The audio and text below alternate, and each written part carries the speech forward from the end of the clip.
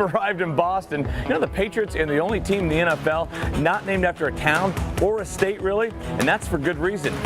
And that's my bag. That's my bag. It wasn't always this way. After all, the Boston Patriots played in the first ever AFL game back in 1960. Yeah, the Patriots have actually played all over Boston. Boston University, Harvard, and even here at historic Fenway Park. Of course, home to those Boston Red Sox. Better get on the road if we want to make the game. After all, it's about a 40-minute drive. Because in 1970, the team moved to a sleepy bedroom community known as Foxborough. Population 17,000.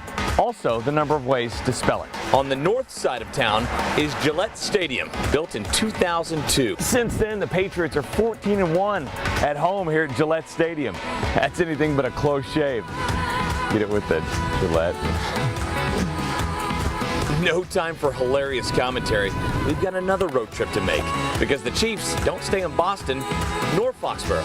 Okay. So the Chiefs stay in Providence, Rhode Island, which is actually closer to Foxborough than Boston is. It's also the home of Brown University, where Chiefs president Mark Donovan was a quarterback back in the 1980s. Where's my car? So that's it, your New England geography lesson. There will be a quiz.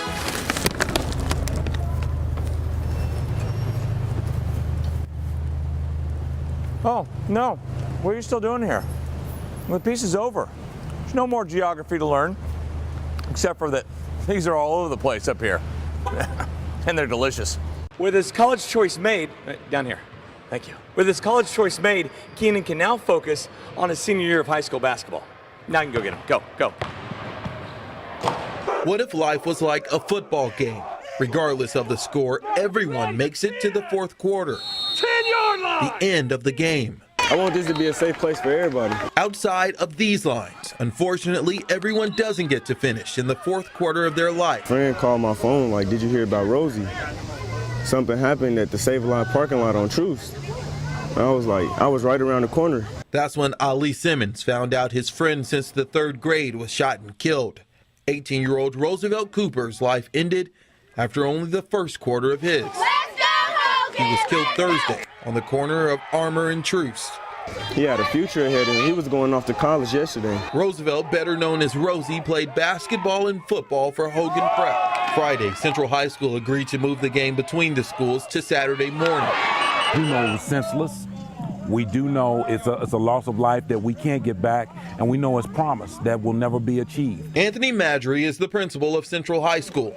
He says young people need to value life and turn away from violence. Some people believe you can push this reset button and start all over, and that life is gonna just take off and run again. And that's not what happens. At Saturday's game, Rosie was with his team in spirit. A single rose in the hands of many. Simmons says he just wants the violence in his community to stop. Like, man, this is a friend, this is my brother. And got his life taken for some bull crap like that. Glory, forever. Amen. He was just an uplifter. He was just a great person everybody can be cool with.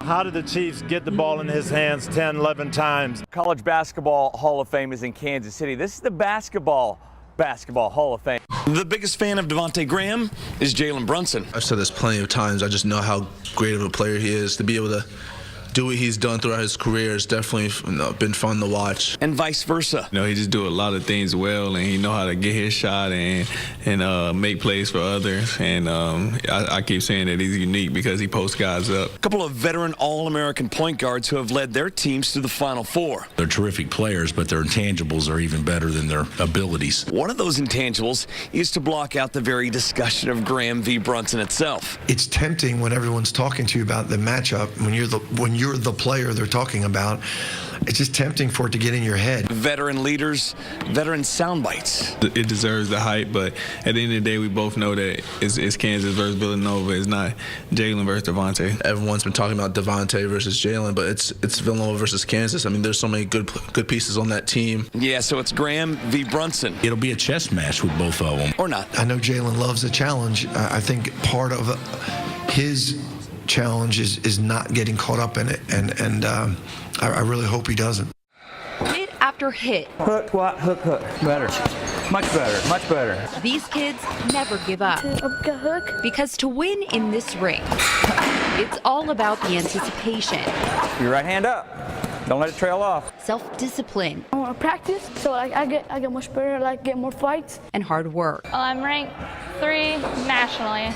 USA Boxing 3, women's 119. Here, they're knocking out the notion that boxing is dead. Come on. Work. Kansas City's always supported boxing. Work. Self-discipline. It makes you humble. It can teach a bad kid to be good, and it can teach a kid that's too nice to have some confidence in themselves. So it fits everybody. And this would be a hard fight without the Kansas City Golden Gloves and the city's Parks and Rec department in their corner. Well, he introduced me to my love. My passion. Opening 2 new gyms around the city so more kids can step into the ring. This time, you're nervous, and the first time you get in the ring, no, not anymore. Fighting to fight for a sport that was, and still is, golden. Amateur boxing's coming back. It's getting more popular and more popular, and I think kids are getting more drawn to it again. Past the players, next to the band, and among the fans, you'll find Reese Hayden White, a 9-year-old with intellectual disabilities who has a love for basketball, and more importantly, Super cool. a love for this team. He's a great kid. He has a big heart. He inspires us every day to keep working. Reese first met the team in December at a clinic the Olathe West Owls hosted for the Special Olympics. He was the life of the party. He absolutely loves basketball, and he was on the court playing with the guys the whole time. Since then, he's cheered on the team game after game. Usually he's screaming my name or good job or something. I can just tell it's him because he's got a special voice. Each time, slowly but surely creeping his way over to sit next to the guys. Why isn't he playing? Cheering, sometimes booing, always mesmerized. He's always over there cheering, always has a smile on his face. And this friendship has gone beyond even their expectations. If I see him, I'll go sit by him for sure. Reese's mom's too. The fact that they're willing to do that even when it's not on the court. Unknown in this gym when the season began, Reese is now part of the team. Not a manager because he's not doing stuff, but he's become pretty much a part of the team, more like an assistant coach. A special friendship that is truly timeless.